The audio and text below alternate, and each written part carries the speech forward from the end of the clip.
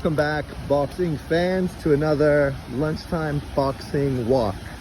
So, obviously yesterday, drama ensued in Saudi Arabia. Fury's father headbutted one of the members of Usyk's team, a very small, bald-looking kid, and ended up splitting his forehead open, even though he was the antagonist and he was the one that obviously instigated everything. And then to go on and moan and groan afterwards, even though when you're such a loudmouth fucking asshole, it's no surprise that people don't want to hear you go on. I mean, it's surprising that Tyson Fury is the way he is when you get a look of who his father is. Birds of a feather flock together, definitely in this case. So, you know, whether they think this is going to be something psychological that gets into Usyk's team's head, which then obviously could potentially affect Usyk, I don't think that's going to matter at all. They interviewed that kid and he was pretty calm, relaxed, didn't take things too serious. Even the manager for Usyk relayed a story about how they have a game that they play in the Ukraine where two people take eggs. I don't know if they're hard-boiled eggs. I would assume they are, because if they were just raw eggs, it would seem like a rather messy game. But they hit those eggs together to see which egg will be the stronger one, and that will dictate who wins. So he said basically this situation was similar to that game. So he felt pretty confident going into fight night, knowing that Usyk's team obviously got the better of it. You know, obviously Fury's team instigated it, but they're the ones that walked away with a split head and blood everywhere. But obviously that's not the most interesting part. The most interesting part is the undisputed unification fight between Tyson Fury and Alexander Usyk. Two undefeated, top-level, potentially legendary heavyweight fighters. Obviously for Usyk, he's a guy that walked in the footsteps of the great Evander Holyfield, becoming not just undisputed cruiserweight champion, but then eventually moved into the heavyweight division to become the undisputed champion there as well. Usyk is now one fight away from duplicating what Evander Holyfield did so many years ago, which would be an incredible accomplishment for Usyk. And obviously the Ukraine, who is still going through their war with Russia, and obviously this would be a very good sort of moral buildup or moral push for the Ukrainian people. For Fury, on the other hand, this is a guy who never shuts the fuck up, doesn't have much really worth listening to, but is a very good heavyweight. And at one time I talked about how if you put him up with the legendary heavyweights in boxing, you'd have to really consider him a serious threat regardless of who you're talking about. And because we've never seen a heavyweight boxer who was 6'9", with the length and the size that Fury had, with a actual natural sort of boxing ability as well. Pretty light-footed, pretty fast-handed for such a big, cumbersome looking dude. Now at this point, you're going to have two great boxers to get together to become the first undisputed champion since Lennox Lewis, the great Canadian heavyweight. And that's obviously the big selling point to this weekend's event. Obviously, it's nice that Saudi Arabia is continuing to fund and put money into boxing. This card, like many of the other cards they have made during this sort of period of time, have been very deep cards. A lot of quality fights on it. Even Sergey Kovalev is going to be on the undercard of this one. So, you know, it's good to see him getting some paydays, fighting now at cruiserweight. Maybe we'll see him potentially fight one of these top cruiserweight fighters somewhere down the road. And it just so happens that there is a very good cruiserweight fight on this card as well. Jay Opataya, the good Australian cruiserweight, who in my opinion is by and far the best cruiserweight fighter in the world, and definitely somebody you should pay attention to if you enjoy boxing, because he's got the whole package. He's going to be fighting Marius Briedis. Marius Briedis, interestingly enough, the only person he's lost to prior to losing to Jay Opataya to lose his title was Alexander Usyk, who he ended up facing in the World Boxing Super Series tournament, where Usyk became the undisputed champion in a very hard-fought fight between the two of them, and then went on to become the World Boxing Super Series champion the next year after Usyk moved up to the heavyweight division. So that's interesting. Some good storylines. Potentially you may be able to see the winner of Bridas Opetaia versus Sergey Kovalev, which would be a pretty interesting fight. Obviously, at this point, you'd have to favor Jay Opetaia to beat the older light heavyweight fighter. But maybe a fight between an old Bridas and an old Kovalev would be a selling point, and a very intriguing fight between the two of them. We'll see how that unfolds. We also have a very good heavyweight fight. Frank Sanchez, one of the better young up-and-coming heavyweights in boxing. Cuban style, very difficult fighter, but very skilled. The biggest problem with him is, like many Cuban fighters, he doesn't really have that interesting of a style. He tends to win his fights in a very, very negative fashion, which hasn't really won him any big fandom or crowd favorites. Unfortunately for him, which has sort of stopped his career from really moving probably as fast as he would like it, and not allowing him the opportunities that obviously anybody in the heavyweight division would want, which would lead to big money fights. But here he is on the Saudi card.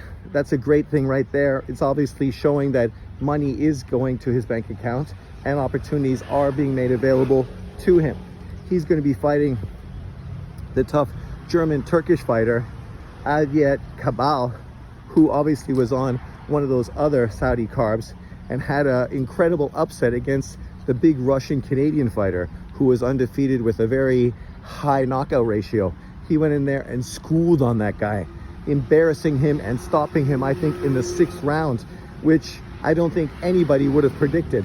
So now, of course, Kabal, a very good fighter, very skilled, wins over that guy Makhmudov, or however you pronounce his name. Obviously a win quite a few years ago against Chisora, which was a big upset at the time, is now going to step in with Frank Sanchez.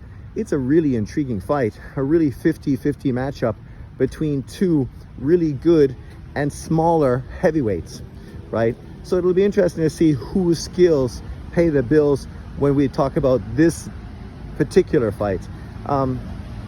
I'd probably lean towards Frank Sanchez, but I do think that Kabal is probably the best fighter that Sanchez has been in with.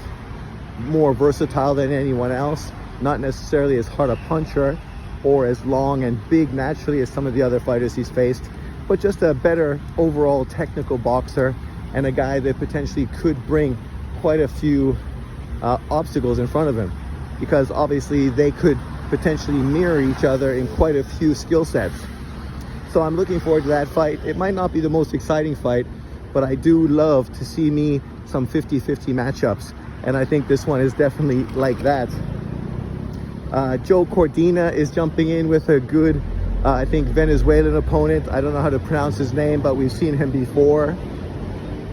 Obviously, there's quite a few UK fighters on this card, since most of these Saudi cards are mostly directed towards the UK fandom, not specifically the American fandom. I'm trying to think what other big fight was on this card that maybe I'm overlooking right now. I thought there was one, but off the top of my head, I can't remember. Maybe you can leave it in the comment section below and I can address it there. There's also young up-and-coming UK heavyweight. The UK is definitely dominating the heavyweight ranks. What's his name? Atomi. I don't think I'm pronouncing his name correctly. Moses Atomi. Strong, stocky, aggressive, hard-punching, young up-and-comer. He's definitely one that people have high expectations for. He kind of reminds me of Ike Iwabuchi in his physicality. If he can develop into an Ike Iwabuchi type of fighter, wow, he'll be a great addition to the heavyweight ranks, especially that next generation of UK heavyweights. And then, of course, we got the big matchup, Fury Usyk. It's a tough fight to call. Obviously, Usyk is giving up a lot of advantages in length, in size. He's also older. So it'll be really intriguing to see how this fight unfolds. Obviously for him, he's going to need to do what Lomachenko tends to do in his fights. He's going to have to use his foot control, his head feints and hand feints to sort of be able to get past Tyson Fury's long jab and long right hand to get into more of a mid-range distance, where then he's able to let his hands go and sort of control the tempo and control the distance. And that's obviously easier said than done. For Fury, I think he's coming in planning to be a lot lighter, a lot more nimble on his feet, and try to really use his jab and his range and try to control it. And that's the intriguing aspect.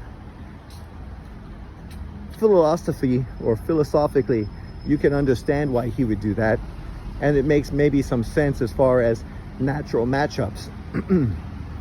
But trying to outbox the boxer, I don't know if that's really fundamentally the best thing that Tyson Fury could do against an Alexander Usyk.